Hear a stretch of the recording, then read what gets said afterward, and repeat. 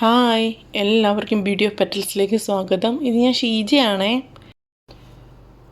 ഈ ചെടി കണ്ടപ്പോൾ തന്നെ മനസ്സിലായി കാണുമായിരിക്കുമല്ലോ ഇന്നത്തെ നമ്മുടെ വീഡിയോ എന്താണെന്നല്ലേ. ഇത് നമ്മുടെ ബട്ടർഫ്ലൈ പ്ലാന്റ് ആണ് കേട്ടോ. ഓക്സാലിസ് എന്ന് പറയും ഇതിന്. ഇത് ഞാൻ ഇൻഡോറായിട്ട് വെച്ചിരിക്കുന്ന പ്ലാന്റാണ്. ഈ പ്ലാന്റ് നല്ല രീതിയിൽ കെയർ ചെയ്തെങ്കിൽ മാത്രമേ നമുക്ക് ഇത് നല്ല രീതിയിൽ വളർന്നു കിട്ടത്തുള്ളൂ. ഇത് ഔട്ട്ഡോറായിട്ട് വെക്കാവുന്ന പ്ലാന്റാണ്, അതുപോലെ തന്നെ ഇൻഡോറായിട്ട് വെക്കാവുന്നതാണ്.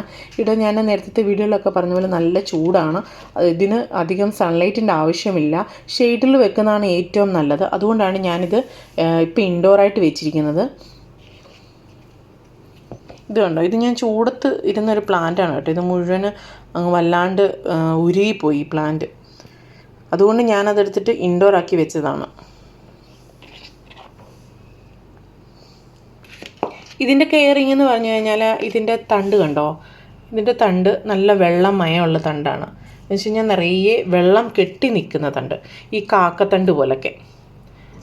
അതുകൊണ്ട് ഇതിന് വെള്ളം അധികം ആവശ്യമില്ല. ഇങ്ങനെ മണ്ണിങ്ങനെ ഡ്രൈ ആവുന്ന സമയത്ത് നമ്മൾ വെള്ളം സ്പ്രേ ചെയ്ത് കൊടുത്താൽ മതി. അതുപോലെ തന്നെ ഇല വഴി നമ്മൾ സ്പ്രേ ചെയ്ത് കൊടുക്കുകയാണെങ്കിൽ നല്ല ഷൈനിങ്ങോടുകൂടെ നിൽക്കും. ഇതിന് ഡയറക്റ്റ് സൺലൈറ്റിൻ്റെ ആവശ്യമില്ല. ഇത് തണൽ ഇഷ്ടപ്പെടുന്ന ഒരു ചെടിയാണ്. അതായത് നമ്മൾ ഷെയ്ഡിലൊക്കെ വെച്ച് കൊടുക്കുകയാണെങ്കിൽ നല്ലതുപോലെ ഉണ്ടാകുന്ന ഒരു ചെടിയാണ്. അതുകൊണ്ടാണ് ഏറ്റവും കൂടുതലായിട്ട് എല്ലാവരും ഇത് ഇൻഡോർ പ്ലാന്റ് വളർത്തിയെടുക്കുന്നത്. ഇതിൻ്റെ പ്രൊപ്പഗേഷൻ ആണെങ്കിൽ എളുപ്പമാണ് കേട്ടോ. ഇത് കണ്ടോ, ഇത് ഞാൻ പുറത്തിരുന്ന ഒരു ചെടിയാണ്. അതിപ്പം ഞാനെടുത്ത് അകത്ത് വെച്ചപ്പം ഇത് കിളിർത്ത് വരുവാണ്. ഇത് നമ്മുടെ ഫേൺസൊക്കെ കിളിർത്ത് വരുന്ന പോലെ ഇങ്ങനെ തുമ്പിക്കൈ പോലെ വളഞ്ഞു വന്നിട്ടാണ് കിളിർത്ത് വരുന്നത്. ഇതിനകത്തുള്ള ഇങ്ങനെ കിഴങ്ങുണ്ട്, അതാണിത്. അങ്ങനെയാണ് ഇത് പ്രൊപ്പഗേറ്റ് ചെയ്യുന്നത്. ഇത് കണ്ടോ, ഈ സൈഡിൽ കാണുന്ന ഇതിൻ്റെ കിഴങ്ങാണ് കണ്ടോ. ഒരു ചെടിയിൽ നിന്ന് തന്നെ നിറയെ കിഴങ്ങുകൾ ഉണ്ടാകാറുണ്ട്. അത് നമ്മളിങ്ങനെ മാറ്റി മാറ്റി നട്ടു കൊടുത്താൽ മതി. അങ്ങനെ ഞാൻ നട്ടതാണിത് കേട്ടോ. കുറേ പ്ലാന്റ്സ് എൻ്റെ പോയി ചൂട് സമയമായപ്പോഴത്തേന്.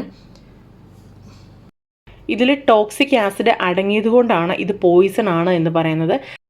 ഇത് കൂടുതലും പെറ്റ്സിനെയാണ് അഫക്റ്റ് ചെയ്യാറുള്ളത്. നമ്മുടെ ഹ്യൂമൻസിനെ അധികം എഫക്റ്റ് ചെയ്യാറില്ല.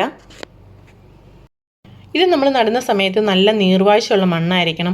വെള്ളം കെട്ടിക്കിടക്കാൻ പാടില്ല. അതുപോലെ തന്നെ ചട്ടിയുടെ അടിയിൽ നല്ല ഹോള് വേണം. ഇതിന് ഡയറക്റ്റ് സൺലൈറ്റിൻ്റെ ആവശ്യമില്ല. പക്ഷേ ഇതിന് ഷെയ്ഡ് ഉള്ളിടത്ത് തന്നെ നമ്മൾ വെക്കുകയും വേണം. എന്നാൽ ഇൻഡയറക്റ്റായിട്ട് ഇതിന് ലൈറ്റ് കിട്ടുകയും വേണം. നല്ല ബ്രൈറ്റ് ലൈറ്റ് വേണം ഇതിന് പകലിങ്ങനെ ഇല ഇങ്ങനെ വിടർന്നിരിക്കുന്ന ഇലകളാണ്. അതേസമയം നമ്മൾ സന്ധ്യ ആകുമ്പോഴത്തേന് ഇതിൻ്റെ ഇലകൾ ഇങ്ങനെ കോമ്പി നിൽക്കും. ഇത് നമ്മളിപ്പോൾ ഇല പറിച്ചൊരു ഭിത്തിയിലൊക്കെ ഇങ്ങനെ ഒട്ടിച്ച് വെച്ച് കഴിഞ്ഞാൽ കറക്റ്റ് ബട്ടർഫ്ലൈ പോലെ തന്നെ ഇരിക്കും.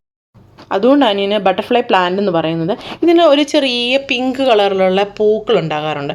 ഇത് ബട്ടർഫ്ലൈ പ്ലാന്റ് തന്നെ 2-3 തരത്തിലുണ്ട്. ഒന്ന് നമ്മുടെ പച്ച കളറിൽ വരുന്ന ഒരു പുളിയാറിലയുടെ വരുന്നുണ്ട്. അത് എഡിബിളാണ് കേട്ടോ. ഇത് ഇൻഡോറായിട്ട് വളർത്തുന്നത് നല്ലതാണ്. പക്ഷേ ഇത് നമ്മൾ കുട്ടികളുടെ അടുത്തൊന്നും വെക്കാതെ ഇച്ചിരി പൊക്കത്തിൽ വെക്കുകയോ അല്ലെങ്കിൽ ഹാങ്ങിങ് പ്ലാന്റായിട്ട് വളർത്തുകയൊക്കെ ചെയ്യാവുന്നതാണ്. അതുപോലെ തന്നെ പെറ്റ്സ് നമ്മൾ വീട്ടിനുള്ളിൽ വളർത്തുന്നുണ്ടെങ്കിൽ നമ്മൾ ഈ പ്ലാന്റ് ഇൻഡോറായിട്ട് കഴിവതും വളർത്താതിരിക്കുകയാണ് ചെയ്യുന്നത്. കാരണം അവർക്കത് അലർജി ആകാറുണ്ട്. നമ്മുടെ വീട്ടിൽ വളർത്തുന്ന പെറ്റ്സൊക്കെ നമ്മുടെ ചെടികൾ ഇങ്ങനെ കഴിക്കാറുണ്ട്, ഇലകളൊക്കെ ഇങ്ങനെ കഴിക്കാറില്ലേ. അപ്പം അങ്ങനെ കഴിക്കുന്ന സമയത്ത് ഈ ഇല കഴിക്കുന്ന സമയത്ത് പെറ്റ്സിനൊക്കെ അലർജി ആകാറുണ്ട്. അതുകൊണ്ടാണ് ഇത് പെറ്റ്സ് അലർജി ഉണ്ടെന്ന് പറയുന്നത്. ഹ്യൂമൻസിന് അലർജി ഉണ്ട്, പക്ഷേ ഇത് എല്ലാവർക്കും ഒരുപോലെ അലർജി ആകില്ല. ഇത് ടോക്സിക് ആസിഡ് ഇതിനകത്ത് അടങ്ങിയത് കൊണ്ടാണ് ഇതിങ്ങനെ അലർജി ഉണ്ടെന്ന് പറയുന്നത്. ഈ പ്ലാന്റ് ഇപ്പം പോയല്ലോ. ഈ പ്ലാന്റ് നമ്മളിപ്പം കുഴിച്ച് നോക്കിക്കഴിഞ്ഞാൽ ഇതിനടിയിൽ നല്ലപോലെ കിഴങ്ങുണ്ട്. ഇത് നമ്മൾ വെള്ളം ഒഴിച്ചു കഴിഞ്ഞാൽ ഇത് പഴയ പോലെ ഇതേപോലെ ആയി വരും. ഇതിപ്പം ചൂട് സമയം ആയതുകൊണ്ടാണ് ഇങ്ങനെ കേട്ടോ. അതേസമയം തണുപ്പ് സമയത്തൊക്കെ നല്ല ബുഷിയായിട്ട് നിൽക്കാറുണ്ട് ഈ പ്ലാന്റ്. ഞാനിപ്പം ഇത് 2-3 ആഴ്ചയായി റൂമിലോട്ട് എടുത്ത് വെച്ചിട്ട് അങ്ങനെ വെച്ചപ്പം വന്ന് കിളിർക്കുന്നതാണ് കേട്ടോ. ഇതിൻ്റെ പ്രൊപ്പഗേഷനൊക്കെ എളുപ്പമാണ് കേട്ടോ. ഞാൻ മുമ്പേ പറഞ്ഞതുപോലെ തന്നെ ഈസി ആയിട്ട് മെയിൻറ്റെയിൻ ചെയ്യാൻ പറ്റുന്നൊരു പ്ലാന്റാണ്. പക്ഷേ ഇതിന് നമ്മൾ ഒത്തിരി കെയറിൻ്റെ ആവശ്യമില്ല, എങ്കിലും കെയർ ചെയ്യാതിരിക്കാനും പറ്റില്ല. ഇന്നത്തെ എൻ്റെ വീഡിയോ എല്ലാവർക്കും ഇഷ്ടപ്പെട്ടെന്ന് വിചാരിക്കുന്നു. ലൈക്ക് ചെയ്യാനും കമൻറ്റ് ചെയ്യാനും മറക്കില്ല കേട്ടോ.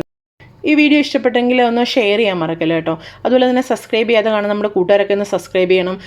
അടുത്തുള്ള ബെല്ലൈക്കൺ ഒന്ന് എനേബിൾ ചെയ്യണം. എന്നാലേ ഞാൻ ഇനി ഇടുന്ന വീഡിയോകളൊക്കെ നിങ്ങൾക്ക് കിട്ടുകയുള്ളൂ. ഇനി അടുത്തൊരു വീഡിയോയിൽ നമുക്ക് വീണ്ടും കാണാം. താങ്ക്